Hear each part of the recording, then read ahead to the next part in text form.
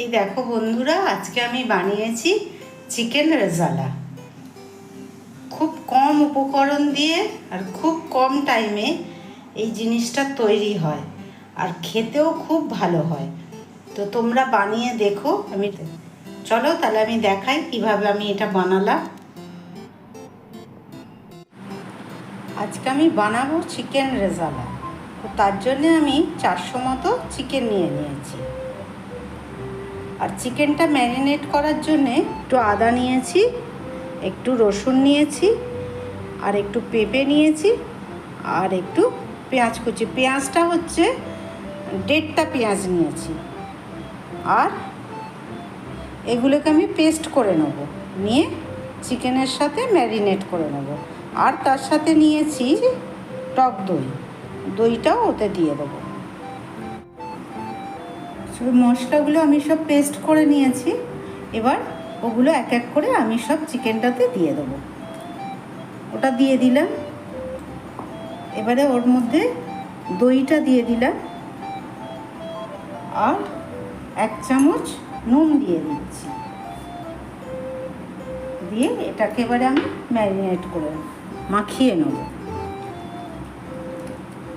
মাখিয়ে এটাকে আমি 2 ঘন্টা মতো রেখে দেবো।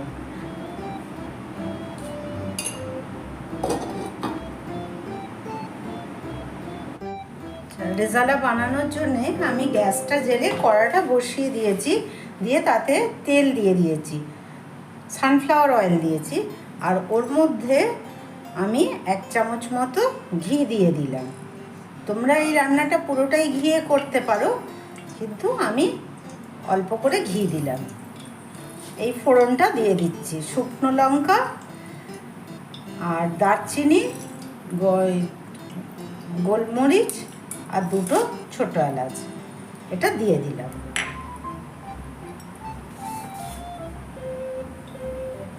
ফোড়নটা আমার হয়ে গেছে। এবারে ওর মধ্যে আমি চিকেনটা দিয়ে দিচ্ছি। চিকেনটা আগে থেকেই আমি ম্যারিনেট করে রেখেছিলাম, সেই ম্যারিনেট করা চিকেনটা দিয়ে দিচ্ছি।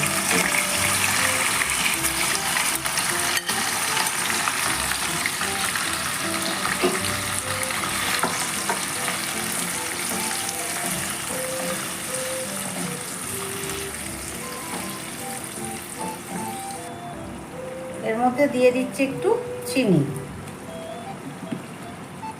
আর দিচ্ছি একটু গোলমরিচের গুঁড়ো।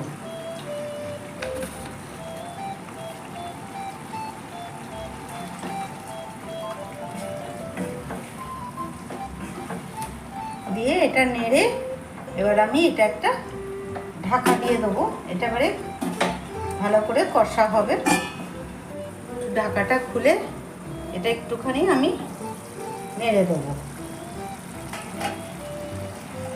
এটা অনেক এখন জল বেরিয়েছে। এই জলটা শুকনো হতে হতে মাংসটা সিদ্ধ হয়ে যাবে। আর মাংসটা তো ম্যারিনেট করা ছিল, তো সিদ্ধ হতে বেশি সময়ও নেবে না। মাঝে মাঝে এটাকে এরকম ঢাকা খুলে নেড়ে দিতে হবে। কষতে কষতেই এটা সিদ্ধও হয়ে যায়, আর কষাও হলো, সিদ্ধও হয়ে গেল, তেলটাও বেরিয়ে এলো, হয়ে গেল। আমার এই মাংসটা ভীষণ তাড়াতাড়ি হয়ে যায়। তোমরা করে দেখো, বেশি কিছু লাগেও না, খুব কম মশলার মধ্যে, আর খেতে খুবই ভালো হয়। এবারে ওটা যেহেতু সিদ্ধও হয়ে গেছে, তেলটাও ছেড়ে গেছে, এবারে ওর মধ্যে আমি একটা পেস্ট দিয়ে দিচ্ছি, যেটাতে আমি নিয়েছি 2-4টে কাজু, একটু চারমগজ, আর অল্প একটু নারকেল। নারকেলটা এতে দিতে, যদি তোমরা যদি না চাও নাও দিতে পারো, কিন্তু নারকেলটা এতে দিলে ভালো হয়। তো আমার এটা একদম রেডি হয়ে গেছে।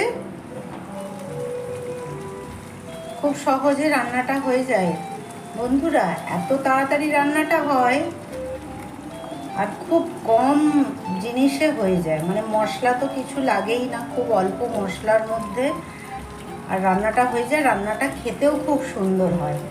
তোমরা অবশ্যই এটা বানাবে। আর একটা লাইক, একটা কমেন্ট আর একটা শেয়ার, এটা করো। ঠিক আছে, থ্যাংক ইউ আমার ভিডিও দেখার জন্য। এবারে আমি এটা গ্যাসটা অফ করে এটা আমি নামিয়ে নেব।